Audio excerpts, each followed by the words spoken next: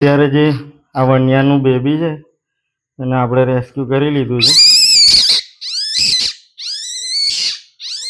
Steel એની mother તો એને મૂકીને ભાગી ગઈ છે. ધાર એના નખ હોય અને આ રીતે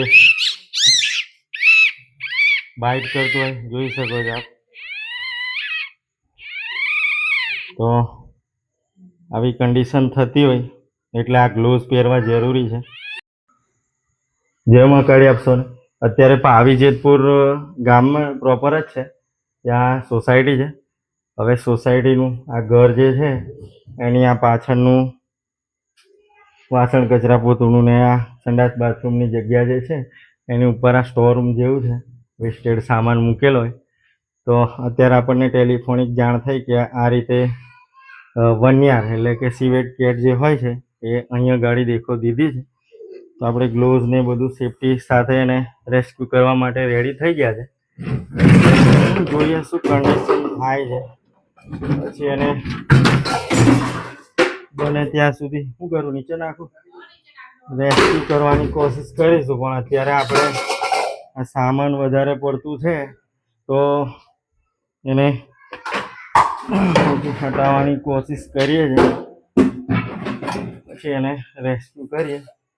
પણ હાલ કન્ડિશન એવી છે કે અહીંયાથી નીચે પડે તો આ બાજુ પણ ભાગી શકે અને આમ આ બાજુની સાઈડે જો એ કૂદે તો આમ ઘરની અંદર પણ જઈ શકે એવી કન્ડિશન છે. બટ એઝ અ રેસ્ક્યુઅર આપણે આ કામ જાણીએ છીએ એ પ્રમાણે એ જીવને બચાવવાની કોશિશ તો કરશું, સાથે સાથે આપણે સાવચેતી પણ રાખશું કે આપણને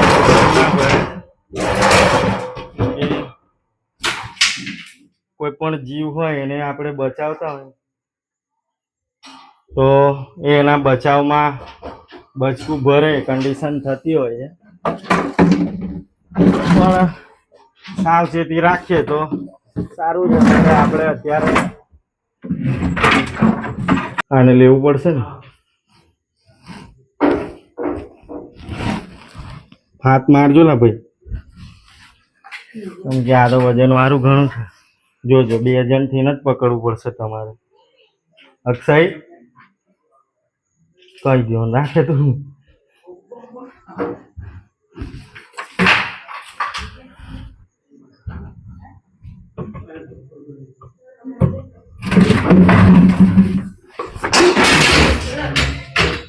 ગયું કઈ છે વહેલું ઉપર ચડે. આ તો રહેતું હોય એવું લાગે. હે હે બચ્ચા છે લા.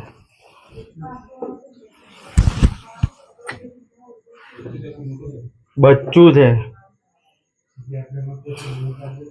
એ શૂટ કર્યું પેલું જુએ. તો અત્યારે જે વન્યાર હતું એ તો ભાગી ગયું છે, બટ સ્ટીલ એના બેબીઝ અહીંયા જ છે, આપ જોઈ શકો છો.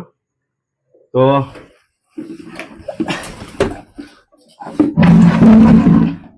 આ બેબીઝને લીધે જ કદાચ રહેતું હશે, બટ સ્ટીલ એની મધર છે અત્યારે ભાગી ગઈ છે. હવે કન્ડિશન પ્રમાણે જોઈશું શું થાય છે. લો ભાઈ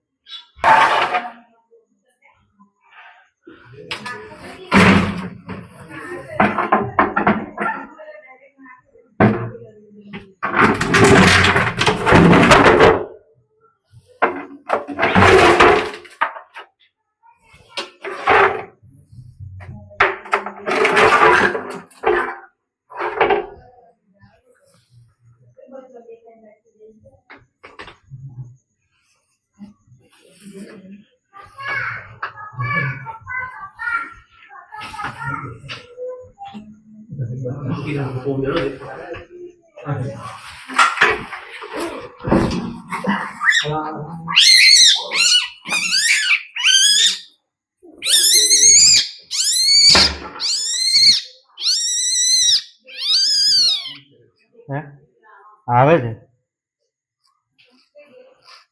તો અત્યારે જે આ વન્યાનું બેબી છે અને આપણે રેસ્ક્યુ કરી લીધું છે. સ્ટીલ એની મધર તો એને મૂકીને ભાગી ગઈ છે. હવે જોઈએ શું કન્ડિશન થાય છે.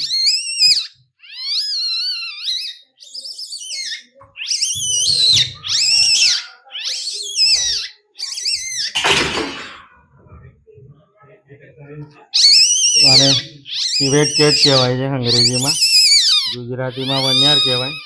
ધાર એના નખ હોય અને આ રીતે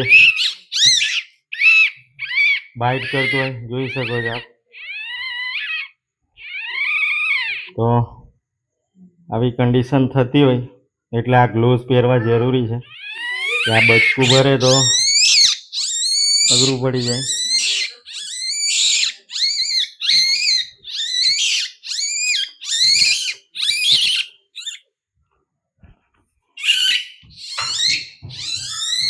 બટ એનીવે હવે જોઈએ છે શું કન્ડિશન થાય છે નેક્સ્ટ. સ્ટીલ આપણે એને રેસ્ક્યુ તો કરી લીધું છે. જોઈએ પછી ઘરના વ્યક્તિ શું કહે છે. ઘરના વ્યક્તિ એવું કહે કે અહીં રવા દો તો અહીં પણ રવા દઈએ. અને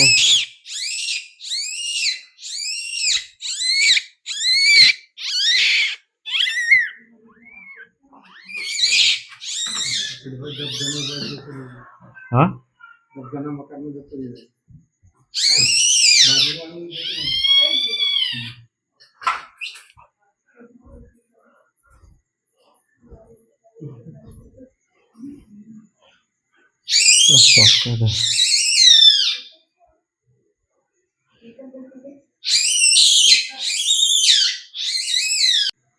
તો કન્ડિશન એવી છે કે સામાન તો આપણે ઉતારી લીધું, એની માં છે એ ભાગી ગઈ છે, બેબી આપણે રેસ્ક્યુ કર્યું.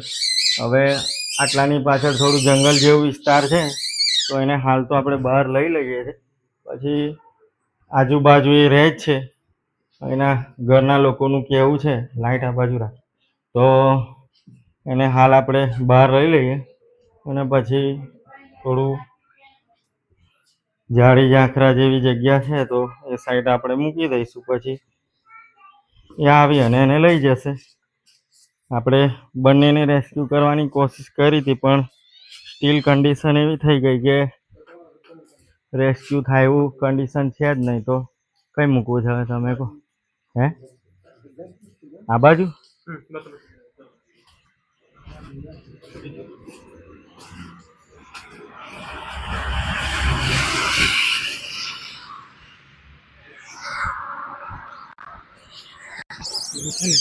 હું કહો?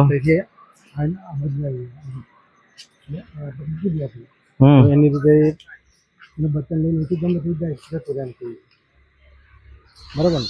પછી એને બચ્ચન આપણે બીજી જગ્યાએ કરીએ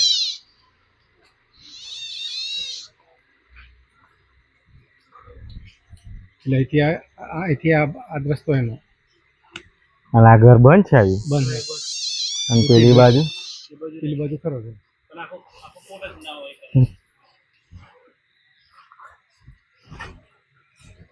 થોડી લાઈટ મને કાપી દોજો, મને અહીં કશું દેખાતું નહીં.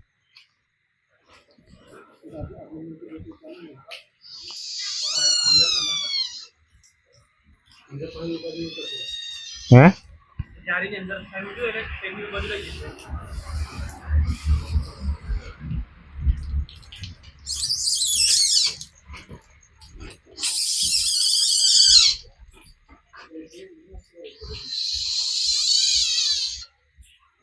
તો સ્ટીલ એની માંથી બી ખોટું ના પાડવા માટે અત્યારે ઘરના લોકોને એવું કહેવું છે કે આ જે જગ્યા છે એ મૂકી દો. તો આપણે એને અહીંયા જ મૂકી દઈએ છીએ. ત્યારબાદ એની માં આવીને લઈ જશે. એની માને પોકાર કરશે એટલે આવશે અને એને લઈ જશે.